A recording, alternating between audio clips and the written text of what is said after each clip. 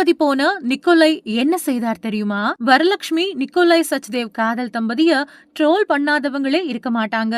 ஆனா அவங்களோட அன்பான அழகான வாழ்க்கைய பார்த்து நாளடைவுல பாராட்ட ஆரம்பிச்சிட்டாங்க. கல்யாணத்துக்கு பிறகும் நடிப்புலயும் டிவி ஷோக்கள்லயும் கவனம் செலுத்துற வரலட்சுமிக்கு பக்கத்துணையா இருக்காரு கணவர் நிக்கோலை. அதனால வரு மும்பைக்கும் சென்னைக்கும் ஃபிளைட்ல பறந்துகிட்டே இருக்காங்க. நிக்கோலாய் சச்தேவ் உண்மையாவே ஒரு நல்ல மனிதர்னு இந்த வீடியோ எண்டுல நீங்களே சொல்லுவீங்க பாருங்க. கல்யாணத்துக்கு முன்னாடியே வருங்கால மாமியாரா ஆக இருந்த சாயா தேவியோட பர்த்டேவை கொண்டாடி அவங்களுக்கு அன்பா முத்தமும் கொடுத்தாரு நிக்கோலை. அப்பவே அப்படின்னா இப்போ கல்யாணத்துக்கு பிறகு கேட்கணுமா என்ன? அதாவது லேட்டஸ்டா வரலட்சுமி தன்னோட அம்மா சாயா தேவி மற்றும் கணவர் நிக்கோலை சச்தேவோட திருப்பதி ஏழுமலையான தரிசிக்க போயிருந்தாங்க.